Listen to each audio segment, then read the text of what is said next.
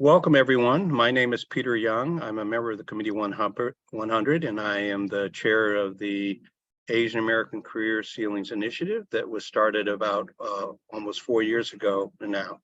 I want to really welcome you to what is the 27th event that we've held since February of 2020.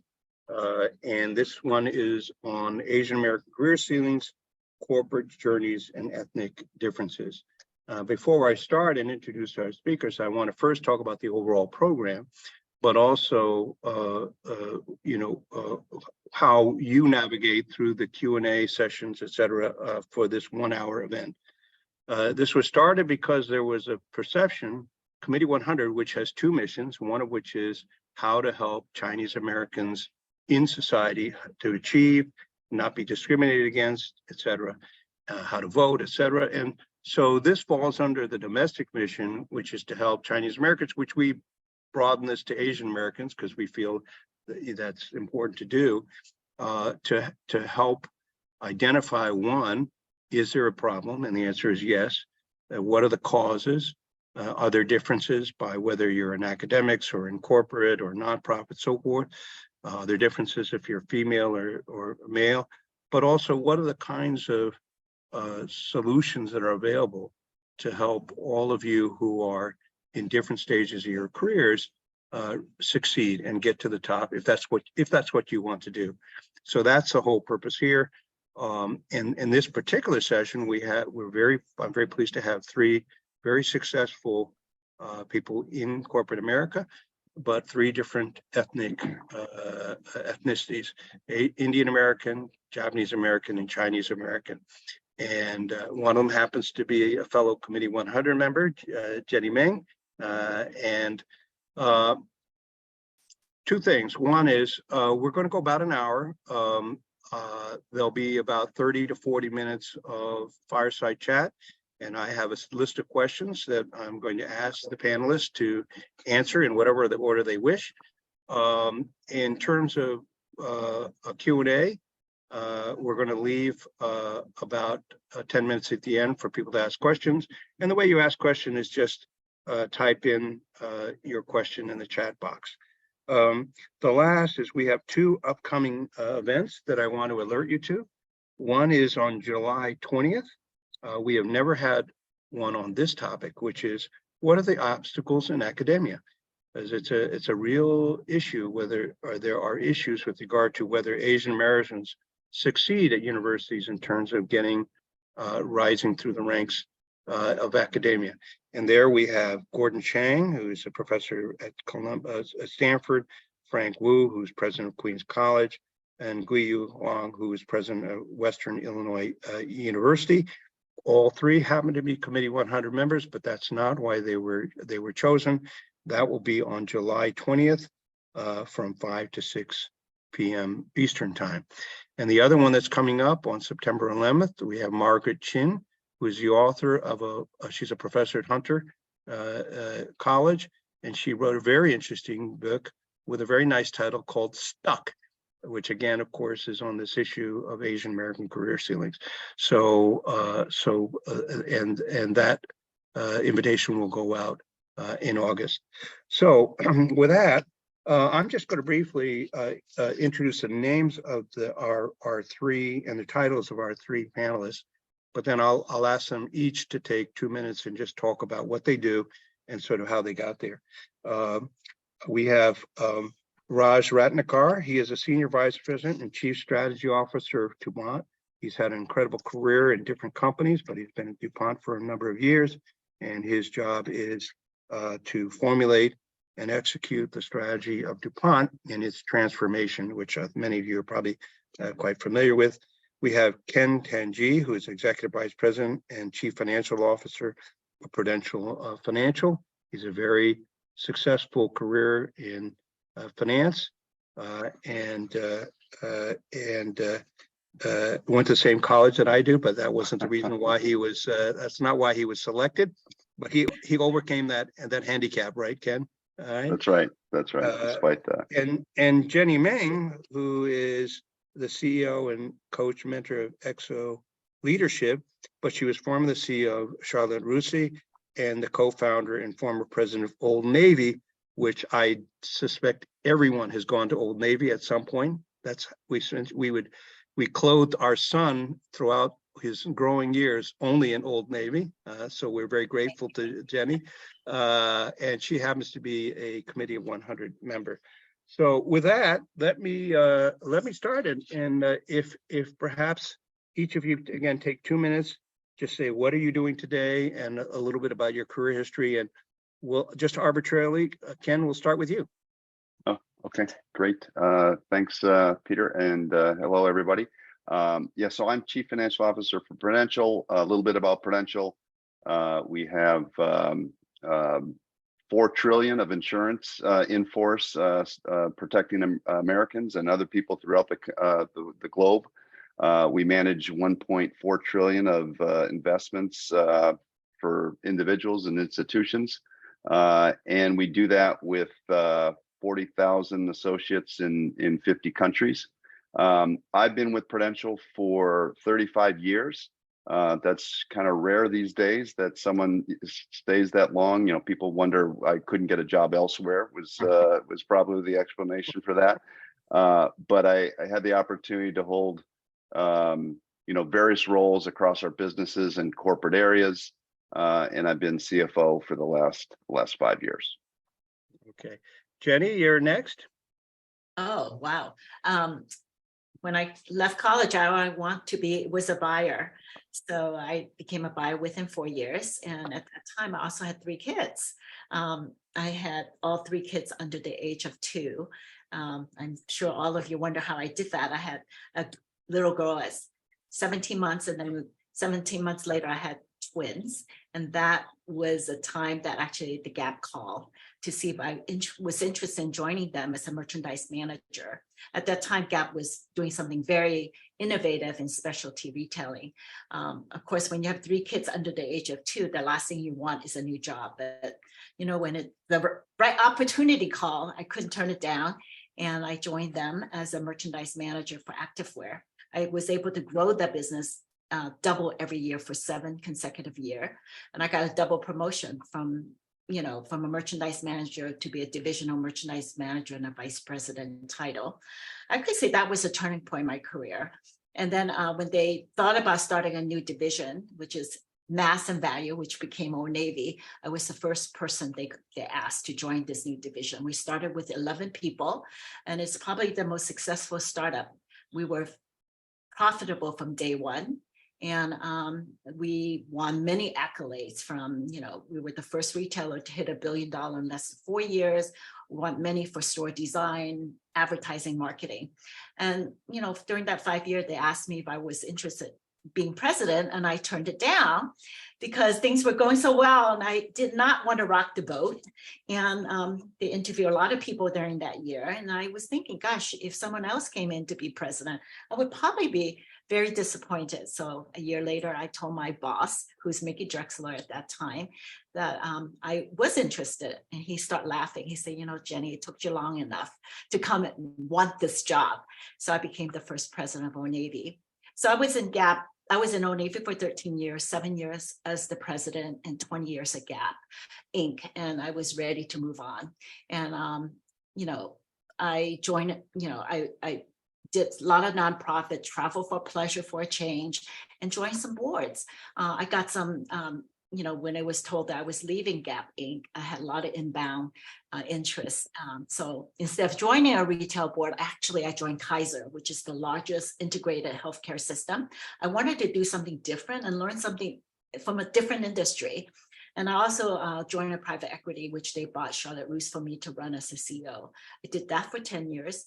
And now I focus on my board work. I'm on 6 boards, besides Kaiser, Levi's, Kendra Scott, Affirm, and also a Guerrilla Commerce. And I also am an executive coach and mentor. I focus helping women getting into C-suite and especially CEO. I'm very excited about what I'm doing today. As you can see, I'm never in a comfort zone. I'm always taking risks and always learning and doing something new and different. So Jenny, rumor has it that you only started Old Navy so that you could get the family and friends rate for your 3 kids. Is that right? Yes, but just so you know, when I left Gap Inc., they gave me a lifetime discount. Oh, wow. All the Fantastic. brands. So that was worth it, right? All right. Raj, you're next. Yeah. So I am I'm Raj. I had strategy, M&A. Basically, I drive the transformation of our portfolio at DuPont. Been here for 4 years. My history is more about changing, company, large scale transformation in corporates. So I did the same thing prior to this. I was at another company called Danaher, a multi-industrial company. There, I was, led the breakup of the company, created another company called Fortive, a $7 billion revenue business. But prior to that outside of my corporate world, I was with McKinsey for a handful of years. But my first beginning of my life was all software, and I was a master's in mechanical engineering. I came to the US 33 years back to do a master's in mechanical engineering at Maryland. But over the years migrated. I was a software, built 3 different businesses, and the last one with like 10 million revenue, sold it very small way back, but then migrated into the corporate world after a small stop at Wharton and such. So that's my story. Peter, thanks for inviting, and happy to be here. Yeah. Now I'll start with the first question. Now, the 3 of you ultimately have been successful in your careers. So it's not like you got blocked at some VP level or so forth. But I also know that each of you at some point faced some career obstacles, and partly due to ethnicity, right? I mean, in fact, one of the advantages of having panelists who are not 25 years old is you started your careers during a period where the world was quite different and has changed, but hasn't changed enough. So I'm going to ask each of you, what were some of the career obstacles that you personally faced, and the ones in particular that you faced because you felt due to your Asian ethnicity? And I'm going to go in reverse order this time and start with you, Raj. Yeah, I think, just to clarify, your question was what were the hurdles that we faced? Is that the what question? career obstacles, right? Career obstacles, and were some of them related to ethnicity? Yeah, I think for me, I'm a bit of a glass half full kind of guy. So I don't feel in my 32 years in this country, I feel like the word discrimination. I don't feel that was true for me, at least. By the way, I live in Philadelphia, the jobs here. But for my first 10 years, I worked in Cedar Rapids, Iowa for Rockwell. I worked for Union Pacific Railroad in Omaha. I was in Kansas City for 10 years, did a lot of, one of my businesses over there, and did a lot of things with, fairly Midwestern conservative world. I think what there is, and by the way, I've been in professional settings. I've not been a blue collar worker, perhaps where the environment might have been different or something, right? As is obvious for all of us and most of the panelists, most of the attendees here as well. I think what you find more so is biases.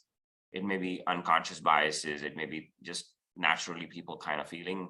I think that kind of thing is very normal. And that might very well be what you might call career obstacles. When I was a software developer, it was almost like, oh, you're an Indian and therefore you're likely to be really good in programming.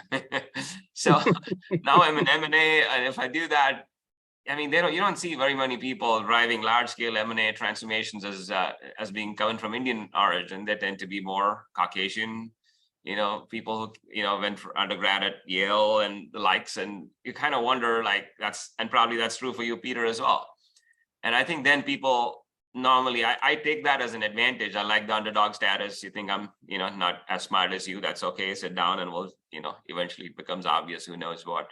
I think there are, but I think it's a little bit about, we are, by the nature of how we look, the nature of, it doesn't take too long to figure out we are from a different origin. And therefore, I think it's there. And therefore, depending on the context you're in, I think you find people that think that maybe you don't have that kind of, characteristics. A lot of people from Asian backgrounds are thought as not as smart as particularly Jenny's background particularly. No offense to Ken or myself. We've achieved things, but in a retail world, that's not what you see, a smart, savvy salesperson rocking the, just like shaking everything up. That's not normal profile for a, you think Asians more often than not, again, I'm drawing on stereotypes. This is how people think, are more relatively shy, or they're good with sort of the STEM aspects of things, with numbers and STEM. And, I think that those kinds of things come into play. And I think at different points, I've seen that in my career, but it hasn't like been to a point where I'd call it discriminate, where they know I might be capable, yet they push me aside just because they didn't like who I am. I think I haven't seen that. I've seen biases, and I think that's an important point I'd make. Yeah, Jenny, whether it's discrimination or biases, did you experience any along the way? Yeah, you know what? I think more as a woman first before being even as an Asian. I remember I was passed up for a promotion, and I felt that I had even better financial result than the other person, but I was never considered. So instead of sitting and wondering, in fact, the next day I went in and talked to the head of merchandising. I said, why wasn't I considered for this promotion? And, he said to me, well, you have 3 kids. I just didn't think you were ambitious. And I said, why would you assume that? So I felt that first discrimination as a woman. I didn't think it was because I was Asian. But I think it's so important to speak up about it when you don't feel something is right and learn why. I think so many of Asians, as you said, we tend to be very quiet about it. And that was never I was always very comfortable speaking up my mind, even when it's not popular. Because I think maybe it's because being in retail, it's so important to have a point of view about your product and to talk about it and selling it. So for me, it's very natural to ask, why wasn't I being considered? So I told him, I said, I absolutely was ambitious and I do want to move up the ladder. And he actually apologized. He said, you know what, you're right, Jenny. I shouldn't assume that you're not ambitious. So I think it's very important to speak up. But I do feel that as an Asian, I don't know if I was discriminated, even though I was like the second command after the CEO, but I was never considered the CEO successor at Gap Inc. And I think that has to do with my demeanor being Asian and being a woman. At that time, and again, you have to remember this is 20 years ago, right? Today, I think it might be different. Yeah, well, for sure, though, there are generational differences. For example, I think, and it's been changing. It hasn't completely changed, but I think still today, a lot of the Asian American families, they tell their kids, study hard, go, be a scientist, put your head down and you'll succeed. And that's, to be honest with you, some of the handicaps are self-created, right? The parents don't say, oh, run for student government or learn these political skills or complain if you think that things are wrong. And so some of the problems are societal, but some of them are self-created. Ken, for you. Yeah, sure. Maybe like Raj and Jenny, I feel very fortunate. I've been very supported throughout my career. And so I don't know if I'd call it necessarily discrimination, but we all face stereotypes, right? I mean, that's just the way the world works. And, for me, whether it's sort of, yes, good with math, and maybe a good number 2, smart, kind of, but could Ken really lead was a bit of a question once I got to a point in my career of, where the opportunities come to lead larger groups, to be the person in the front, to represent the company in certain forums. And, and some of it was, just naturally who I am as well, would raise some of those questions. I tend to be quiet. I'm introverted, and not, I listen much more than I like to talk. And so I had to adapt myself and make that transition to get some of these opportunities as well. Some of which was a result of being maybe a stereotype, but some of it was also kind of my natural tendencies as well. I think it was a good combination of both, which led to my own challenges.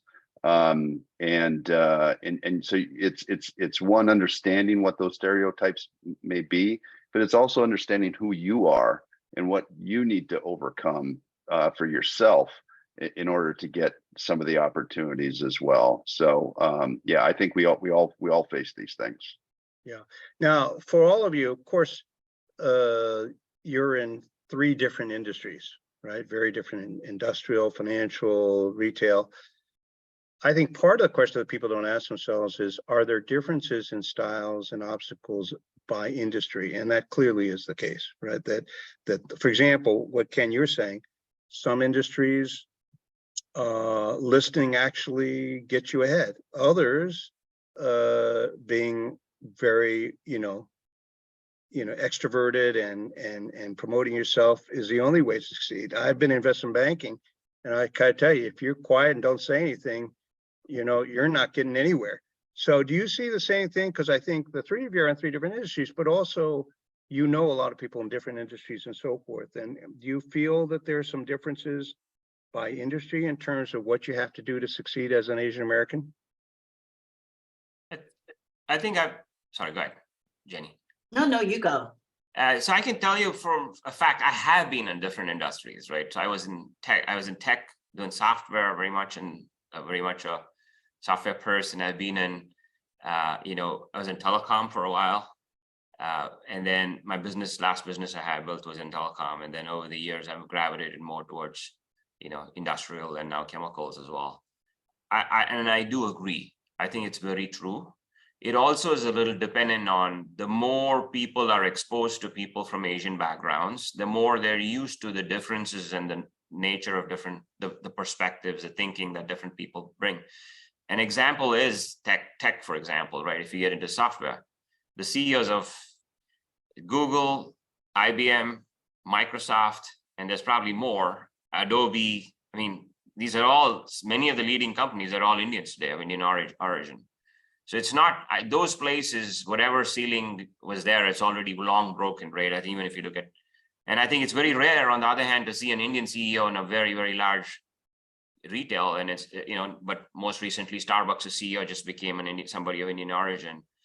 And I think that is true, but I can for sure tell you the views here at DuPont, which is the more extreme conservative chemical company. Not that, again, there's no discrimination or biases, but the kind of diversity you would see here is a lot different than you would see in a tech company like Microsoft. Or I think that is sort of true. But I think I would attribute it more towards how much exposure they had.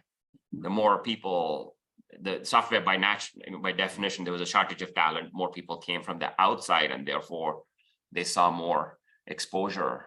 It may also have something to do with some of the software companies are based in parts of the country that are more cosmopolitan, whereas some of the industrial companies are much more in the deep Midwest, which has less diversity in general. So I think those are my observations. Jenny, I'm not sure if I interrupted you when you were about to say something. But Ken and Jenny, see, now you're being differential to each other, so there's something wrong here, right? Ken, Jenny, any comments about differences by industry? I would say retail, especially in the Bay Area. I mean, there's lots of Asian, especially women in the industry, especially being a buyer, even up to, vice president. But I think the difference is really breaking through to the C-suite and become the president or CEO is harder. And, it's a question I always ask, why is that? And I think so many of us always say, we tend to be complacent, or do we really want to go for it? Or is there a chance that you fail and you're afraid to fail, so you don't go for it? I think that's actually one of the reasons. Or we just very comfortable, things are going well. You also have a family, so you think about it. Being at a certain level, being number 2 is a very good place to be. So I would say retail is a lot of, Asian women, but breaking through to the very top, there's just very few. And any comments on different industries? Yeah, I've only been in one industry, financial services, so I can't speak from experience, but maybe even within industries, right, different varies by role. So, in financial services, you have, if you're an analyst, or someone who's working in smaller teams or individual contributors, you tend to see Asians doing quite well there and playing into those roles. But when you get to leading larger groups or having general management, or sales or marketing or those other types of roles, it gets a little bit thinner. Yeah. By the way, I'll make one observation, which is the opportunity that turned into an obstacle. So, when there was suddenly a lot of growth in Asia, and so companies were establishing regional headquarters, et cetera, or someone who was sort of head of Asia, the region, whatever, they had the bias of selecting Asians, right, for that position. So the head of Asia would be this person, the Chinese or whatever it is. On one hand, you could say, well, that was an opportunity because there was a lot of growth in Asia. But there is a hidden problem with that, which is people then to have this bias said, well, if he's Asian, we'll assign him to Asia. And if you look, you'll see that there are very few cases where people started in the Asia division or whatever, of a company, and that I'm back in the C-suite at corporate headquarters. So in a sense, it was almost like a false opportunity, right? Because what it did was it created an opportunity if you want to be, head of Asia for whatever, but it generated a bias that was actually very destructive. So it's very, it's very tricky, when you think about it. I'd like to turn to the second half of our question, which is this issue of differences by Asian American ethnicity. Now, the fact is the data shows that there's some big differences. And in fact, 3 or 4 of our webcasts, Committee 100 Asian American Career Season webcasts, have featured well-known experts in this area. For example, we had Michael Morris, who is a professor at Columbia Business School, and Jackson Liu, who's a professor at MIT Sloan School. They jointly have done 8 studies looking at Asian American career suits, but they did a couple related to this issue of differences by ethnicity within Asian. And what they found is what I think Raj referred to is Indian Americans do extremely well. In fact, East Asians don't do as well as South Asians, right? And they went through a number of the reasons. And if they look at data, in fact, Indian Americans do not only better than other Asian Americans, but they do better than Caucasians, if you just look at the statistics. And they looked at the reasons. They said, well, it's not because they look the same as Caucasians, because that's not true, and et cetera. And they went through the reasons. And they had some very surprising and interesting reasons why that's true. And there are also differences between Chinese Americans and Japanese Americans and Korean Americans, and so forth. So what I'd like to do is ask the 3 panelists to talk about that. One, do you believe that that's true, that there are differences by ethnicities within Asian? But the other is, do you have any theories yourself as to why that is true, to the extent you believe is true? And I'll let any of the panelists speak in whatever order they wish.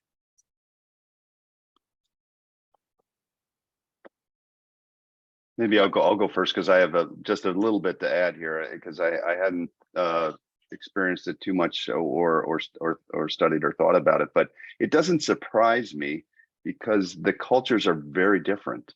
So to think that they have different outcomes or different experiences, to me makes sense, because they are very different and unique. The only other thing I can think of, or maybe perhaps experiences, is South Asians tend to be more outgoing if you're going to overgeneralize things, and more willing to speak up, and that tends to be a bit more accepted and expected in Western cultures than as one possible explanation. But I'll turn it to others. Jenny, any comment? I actually was going to wait for Raj to speak. Okay. Oh, Raj, the party animal, right? Right? I think there was also, I think I was, I think there's a couple of observations. One was as culturally, Ken referred to something which I was, for half my career, I was very shy. So I was not shy externally, but at work, I was taught, so we are brought up, at least most of us, I think, are brought up in a hierarchical manner where elders are respected. I mean, you behave very differentially to elders, that you kind of carry it into work as well. When somebody is a CEO or a president, I struggle to call them by first name because I'm used to Mr. is what. So there's a lot of these things, and even till as late as when I was in Danaher, Peter, is like, even with Culp, he was like, my biggest feedback is I'm too differential. I'm not speaking up and challenging. So I think it's something that I had to cultivate. And I think that's one aspect that's common for all of us. Perhaps there are some parts of the world in Southeast Asia. A lot of North India tends to be a little different than South India, which is where I come from. So there's these nuances that actually, and it goes back to Jenny's point, right? If you don't speak up, you get kind of, you let the stereotypes and the biases drive decisions unless you break that with speaking up and showing that you're different. I was in the other half, now I'm in a different camp. It's developed over time. Were you saying something, Jenny? No, I was going to say that, we were all brought up as Asians to be humble and to conform to, to the mass or to the room. I mean, you do have to speak up because people don't know what you're thinking, right? And when you don't have a point of view, it's hard to be a leader when you have no vision or no point of view. So I think maybe the language barrier I think is very important for different nations. And I also think that, I find that most Asians doesn't want to debate or argue. I want to say it in a healthier, positive way, because you could have different point of view and, be a good listener, but I find Asians tend to just let it happen, not speaking up.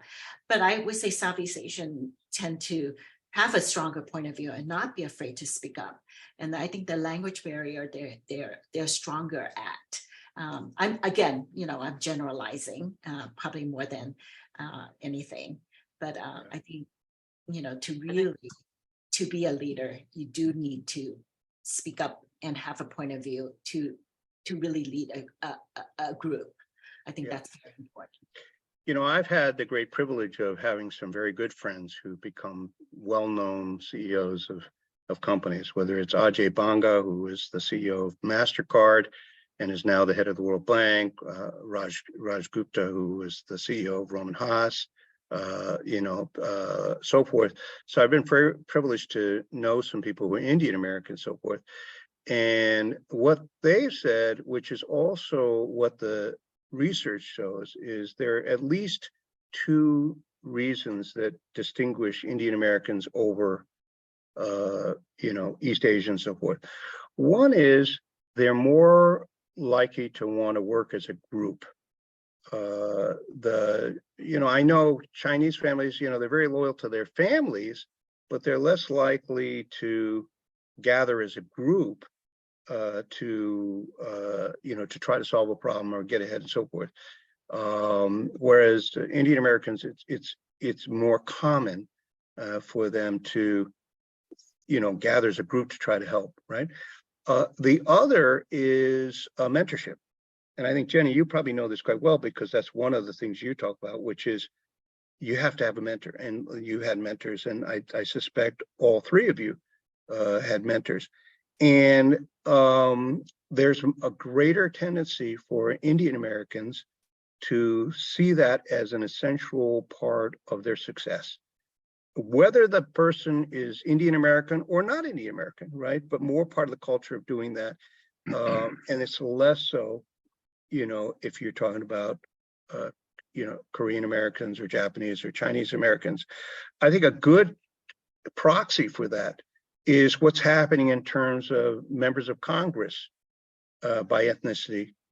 There had been a dramatic increase in the number of Indian Americans who are congressmen and governors, etc., Nikki Haley's and so forth of the world.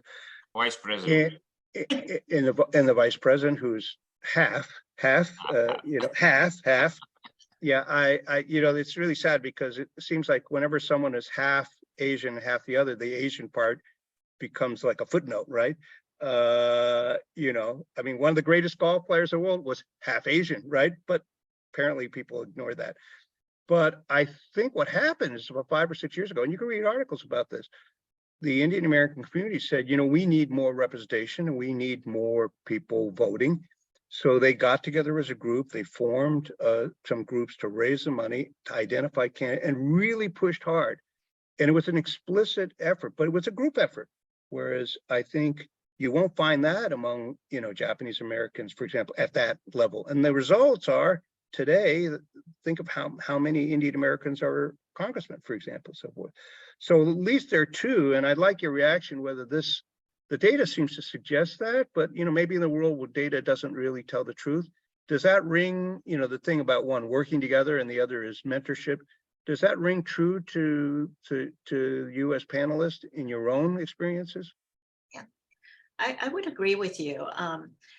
I think so many more Chinese American prefer to be individual contributor versus being, a team player, working among a team or leading a team.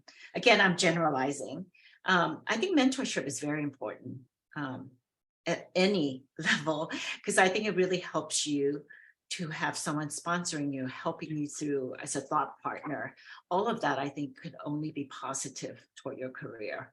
So I would agree with you. And helping each other, I think networking and helping each other is very important part of moving up the ranks. I would agree. Yeah, and Jenny, you had mentors. How about Raj, you and Ken? Did you have mentors along the way that helped? Go ahead, Ken. Yeah. Early in my career, someone took an interest in my career, and I was very lucky. This person did, and what that person did was actually help me see beyond just the next couple of years, which is, what people are typically focused on, and got me thinking about setting my sights higher and longer term. That was really helpful to me, because again, usually most people are focused on just what's immediately next, and looking incrementally at what you're trying to accomplish, as opposed to thinking, 5 years out, 10 years out, 15 years out, what are you really working towards in your life? And so I did find that very helpful. Raj, yourself? Yeah, I think mentors are absolutely critical. I think I've sought out mentors more and more as I grew older and wiser. But I think it does make a world of difference. I have so many mentors. I always reach out now. I think it's a critical component of that. But just to go back to your findings of what drives, I think I relate to the second point, which is the mentors, the working in the group. I don't know Indians are any different. I think there's another driver that I almost want to point out is if you come from sort of our ages, like a generation different than what is happening today, India was more, the culture in India was getting to be more exposed to Western styles. And therefore, English is my first language. English is not my second language. And I would struggle with every other Indian language when it comes to writing. So I speak to my mother in my language. I write to her in English even now. There's the only way we can communicate. So that's within the family, and everything I did in school, everything else, the fact that it's English, the fact that how much Western elements had kind of crept into the Indian culture was significantly more than perhaps China at that point. Now, Japan has been quite different all along, but China, if you roll the clock back when we all came to the country, I'm sure we're not that many years apart, was a lot different than today. Shanghai is different. Obviously, many Chinese cities are so different. And I think that when you come here, it's a question of how many ways are you different and, from being similar to another local natively born, grown person, not Native Americans, you know what I mean? But how many degrees of difference? At least there's that part of language becomes less of an issue. The way you carry yourself in the social circles becomes less different. And then you kind of have a little bit more similarities, even if you look different. And I think those kind of may have helped Indian from my generation. It's getting to be lesser so as China has evolved so incredibly in the last 30 years. It's become. You know, if you look at history and link history to Raj, what you're saying, it's kind of interesting because although there are a lot of things that the British did that were not so nice about India when they were in control of India, one of the things they did do that, you know, which helped, at least in this dimension, was imposing the English language on a lot. Whereas China, that's not true, right? In Japan, it wasn't necessarily true. Or there's a little bit more in Korea learning, but I think that is a factor. One of the things I wonder on this mentor thing is a lot of people think of just having a good relationship with your boss, but and in your own company. But that's not necessarily what mentoring is necessarily all about. You can and should have mentors who are well above just the level of your boss, but you got to do it carefully so that you don't, ruin your relationship with your boss. But the other is the mentors don't have to be in the same company or the same industry, right? Anyone want to talk about that? Whether you had any experiences in that regard? Because most people tend to think of, well, I have to have a good relationship with my boss, right? But that is a very narrow definition of mentorship.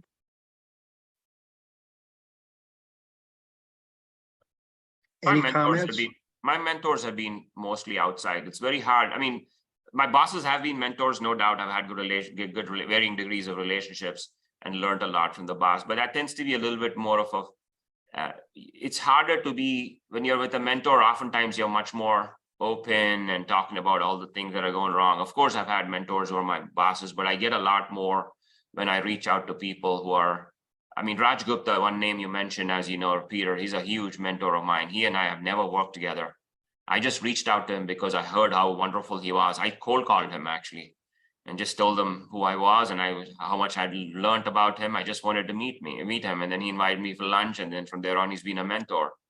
And we've had I think reaching out to find people you admire and wanting to be is something that I think you get a lot more. You're much more vulnerable. You can say who you are. It's a safer space than if you bypass your boss and go to your boss's boss and start becoming. I mean, it may go well in many places. It may not go well. Things like that.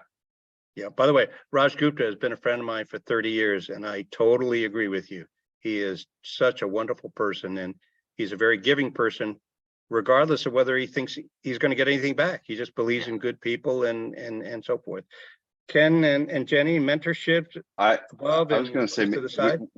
We may be proving out the East Asian versus South Asian difference here, because I would never, it would be really hard for me to reach out to somebody and do that.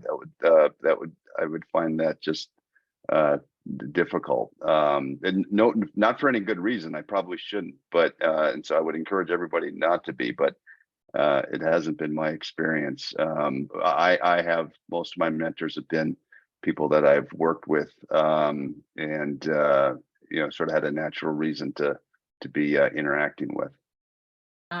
Jenny? I would be the same with Ken. Most of my mentor has been my bosses or bosses' bosses. Yeah. I think what they helped me with earlier in my career was confidence, things that, that I didn't think I was good enough or was not. Actually, they always felt I could do so much more. But I agree with you, Raj, is that you should always find mentors outside of your own, sphere. I get tons of people requesting for my mentorship, and actually, I more often I say yes, is because I, like all of us, we want to pay forward and give back, and I think we should not be afraid to reach out, and more often people would say yes is because they do want to help. So I think it's a very important point. Mentorship and sponsorship is very important. Which is just a great example. Like I mentor people myself, and I do, like you said, Jenny, I love to do it. I really, and I always say yes and really get a lot. I get much more out of it than I think the people I mentor get out of it. But yet I would find it really hard to ask someone to be a mentor. So there's something culturally there or something there. Who's already the three of us? Okay, Ken, I assign Jenny will be your mentor, and Ken will be and Raj has already signed up, so I'm not going to sign him to anyone, right? So now we have 7 questions here, so and about 15 minutes left, so I'm going to walk through a couple of questions. The first one, actually, I didn't see this, but I'll repeat it, but I think we've already talked about it, which is, does a British colonization of South Asia, exportation of British English and schooling, give South Asians an advantage with regard to Western leadership style? Actually, it's a good point because they're pointing about Western versus, anywhere else. What does the panelists think about this impact on the difference between South and East Asians in U.S. leadership? We've already answered that question, but I thought it would be interesting just to read that.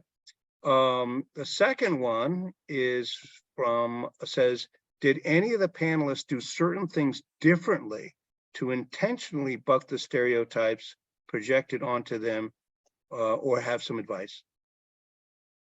Any panelist can answer this. I certainly didn't come from a traditional, technical background. I was not very good at math or science. I tend to really, do well in the social creative aspect. So I really encourage people, don't be a stereotype. You should, because you're Asian, you should be an engineer, you could be a finance, but, venture into broader, functions. I think is very important. Not to be afraid to step into something uncomfortable is something I would very much suggest. Ken or Raj? I think I agree. I think it's important to know what biases are likely given your roots, and knowing that and de-emphasizing that and emphasizing other things are something that's important in my opinion. Generally speaking, I'm much more careful in how all along in terms of the way I dress too, because there's a natural bias, at least when I was in my tech days and others, that you're not as good, well dressed, or you look, just simple things, even figuring out how it is. If you think you're shy, people know you're shy. They kind of I remind myself that people think I'm of some, I kind of always think, what are the biases? I make myself cognizant of that and do efforts at different points to actually separate from there. Another thing, this may not be exactly related, but a lot of us, if you're first generation, meaning you just came from, like myself, grew up in India and came here, if I find another person of my own state or whatever, I start talking my language? And it's really important. Sometimes people come to me and talk to my language. I say, stop it. I switch, I go to English because I don't want somebody else around me talking. Not that I don't want to be different. The effect, not that I'm not proud of. Outside of work, I'm happy to talk my language. I feel good about it. But at work, when there's others involved, I never, ever do that. I think being thoughtful about in Rome, be Roman, just sort of be cognizant of what would make you look more different. Sometimes it's a strength, but a lot of times, people want the more homogeneity you're able to build, it's actually helpful. Again, not to forget and be shy or ignore or be humble, be embarrassed about your roots. But I think being thoughtful about using your differences where necessary versus saying, hey, I'm just like you, I got all your skills, I think is helpful. Now, the next question, an interesting distinction. So one of the attendees says, are sponsors as important as mentors? I would say yes.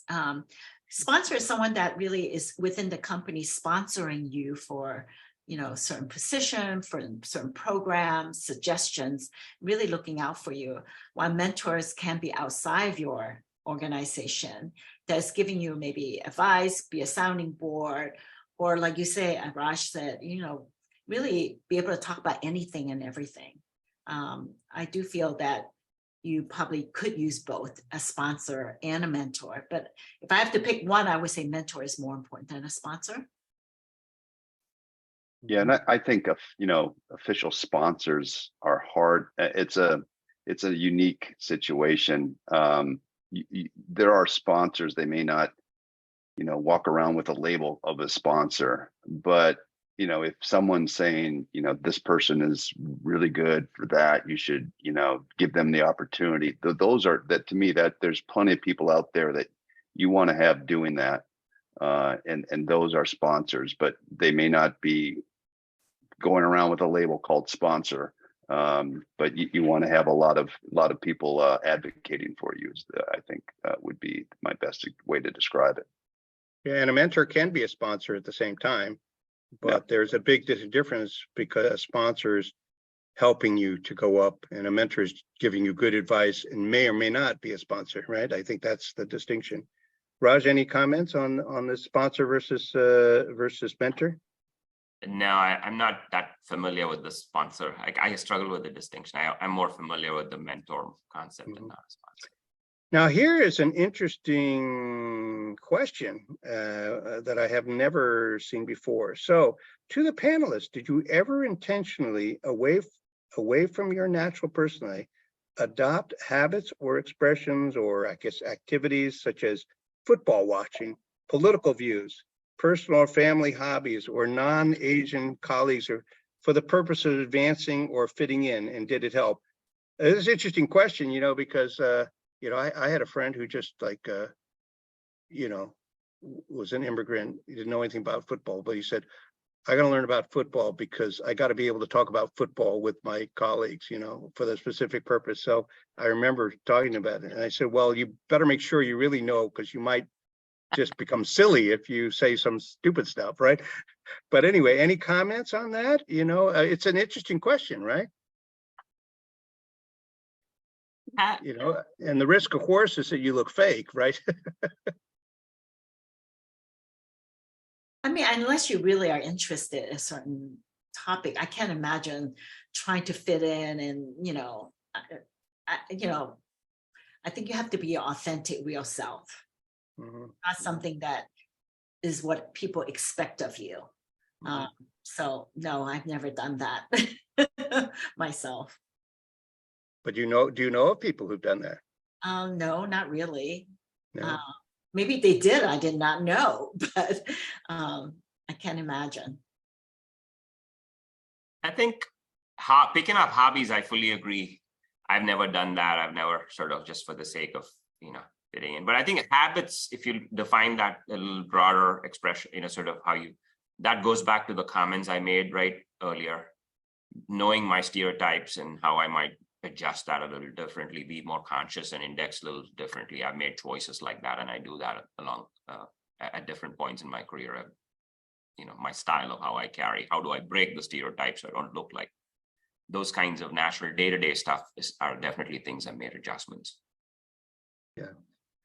Now, we have a lot of questions. Some are overlapping quite a bit, so I won't ask them because they overlap.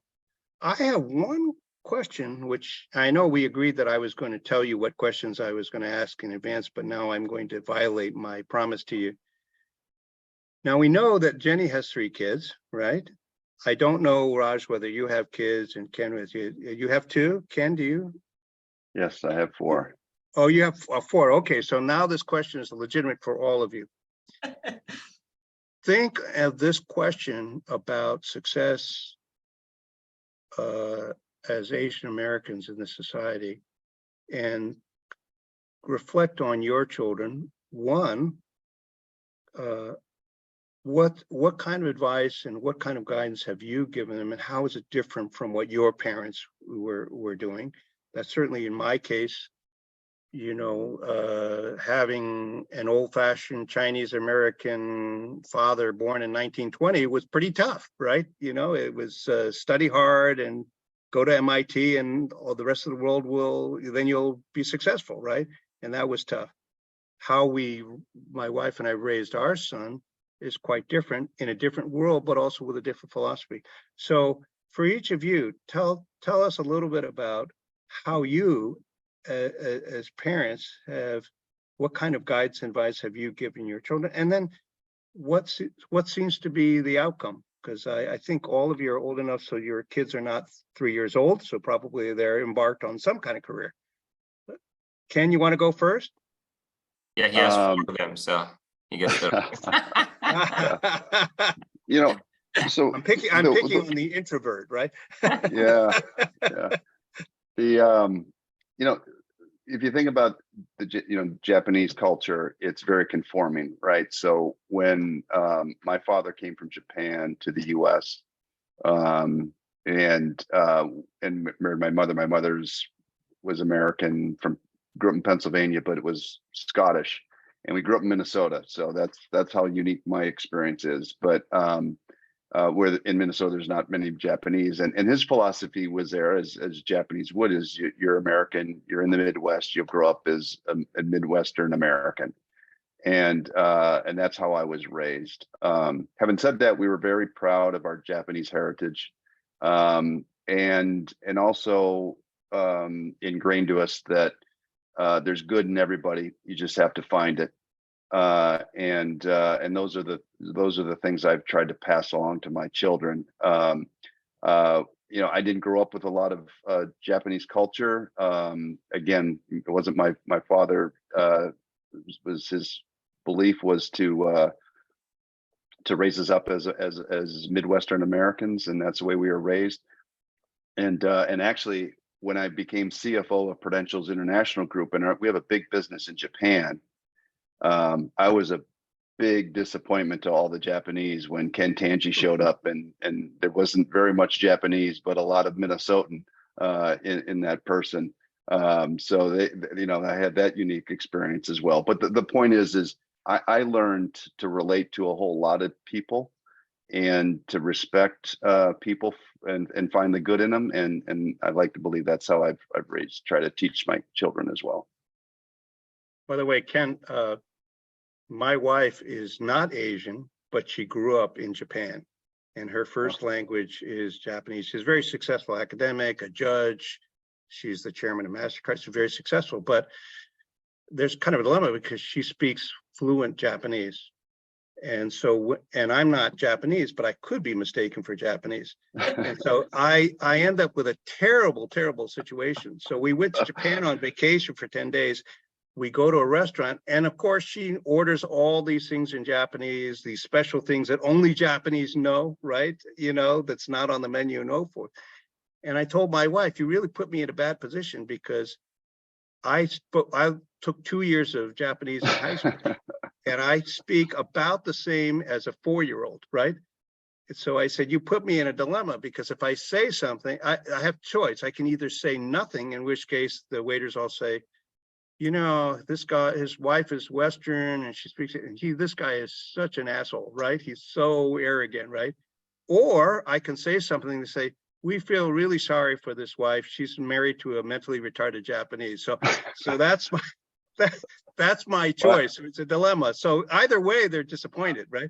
I'm going to infringe on the time here, but I have a funny story similar to that. Is we acquired a company in Japan, and it was the first public analyst call I had done. I was going to explain this acquisition, and it didn't go that well. And I walked out of the conference room not feeling really great about it. And our general counsel said to me, don't worry, Ken. They're all probably just saying, wow, Ken Tanji's English is really good. Jenny, and I said, great point. That was I'll take that as a compliment. Absolutely. Jenny, your 3 kids, how have you raised them? How has it been different? How your different philosophy? Well, first of all, I'm a pretty typical immigrant. My parents both didn't go to college and don't speak any English. So when we immigrated from Hong Kong, Macau to San Francisco, we lived in Chinatown. Of course, my parents just wanted me to go to college. Of course, wanted me to be a pharmacist, because that's what all good Chinese girls did. they did not know that I was not good in chemistry or actually good at science or math. So I actually majored in home economics. I wanted to be a home ec teacher. So when I graduated, I, worked in a store. So they were, of course, very upset. I had 4 years of college. Here I am, a salesperson in a department store. But I keep telling them that, eventually I'm going to be a buyer.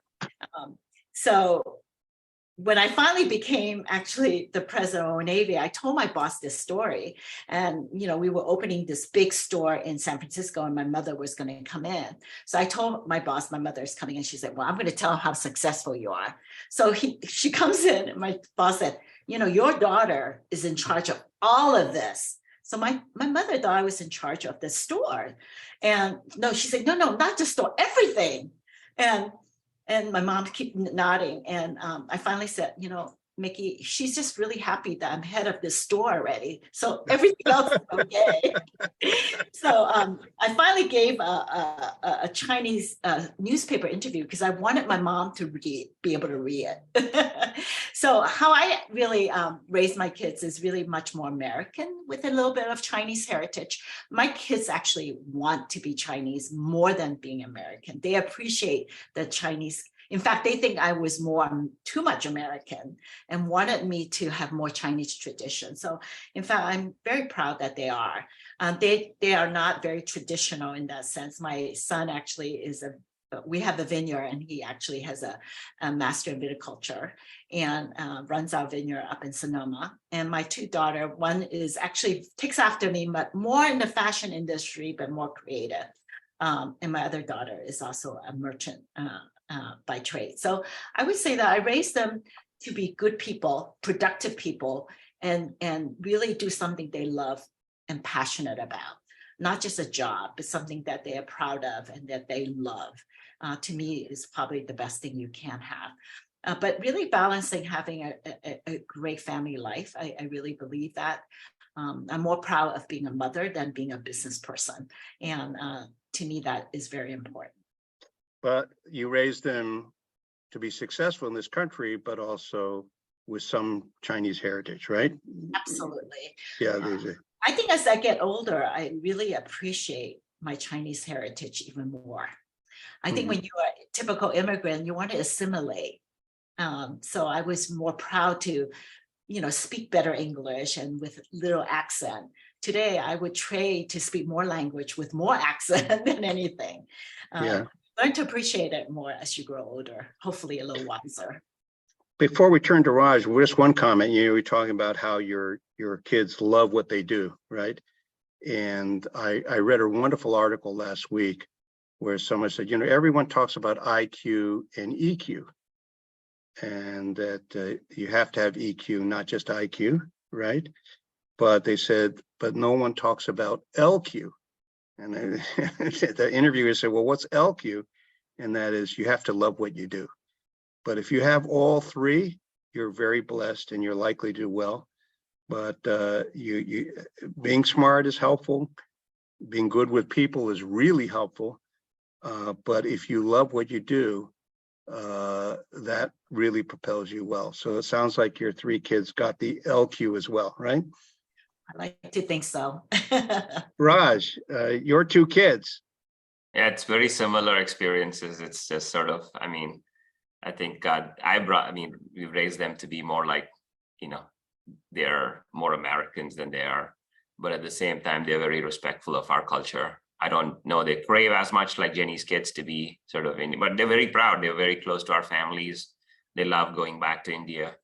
And, they're not shy about being different or, being related. And I think there's, I think a silly one little episode that's almost for humor. We live in a place where it's much more it's not that diverse part of Philadelphia. It's very Caucasian over here. So we're part of the Philadelphia Cricket Club over here. So when my daughter goes there, all her friends are like blonde or whatever. And when she was out there, when they come to present, if she goes with one more person or so, and they give the check, they always give the check to the other person when everybody else is her guest. But she's fine with it. She makes humor, she makes fun of it and kind of doesn't take that as any negative. And they apologize, obviously, because it's not that they're trying to be rude, but things like that. They're just I think they're good people. I think that's the most important. So we're going to end with my asking Ken to help me with one of these questions, which I do not understand. And it's not a repetitive question, but it comes from someone you know, Fred Katayama. All right. Okay. Who you know well, right? He says, Ken, did knowing hockey help you? Actually, he said, do no-win G hockey help you, which I couldn't figure out, but I suddenly realized there was an extra space between N and G. So did knowing hockey help you? It helped me get into college. Otherwise, I never would have gotten into the school I got into. But other than that, I'm not so sure it's did much for my business career. Yeah, and you went to a college where hockey was a big deal, right? I know, right? Well, look, I want to end, and first of all, I want to thank all the attendees. We had some really good questions. The only ones I didn't read were where there was an overlap with the other ones. I want to thank the three panelists for spending this time, but also to sharing some really good insights and advice to the attendees. It's really the panelists that make these things go well. And I think the takeaway is there's some key things to focus on to be successful in your career, also in raising your kids. And there are differences among ethnicities within Asia. And I think it's very important for us to learn from each other. Not only learn from each other within Asian groups, but we need to learn from the Jewish and American community, the Latinos, the African Americans, because they're doing things that are helping them be successful. And we should help them because at times they help us when there's, for example, the current tension against Asians because of China-US, and we can learn things from other people. So with that, I want to thank everyone. This is being recorded and will be available on the Committee 100 website. I'm sure, Ken, you'll binge watch it and watch it 4 or 5 times, right? Or at least next one is July 20th, which is obstacles in academics. And then we're going to have Margaret Chin September 11th on her book, Stuck. So thank you all. And thank you for taking the time. Thank you, Peter. Thank you.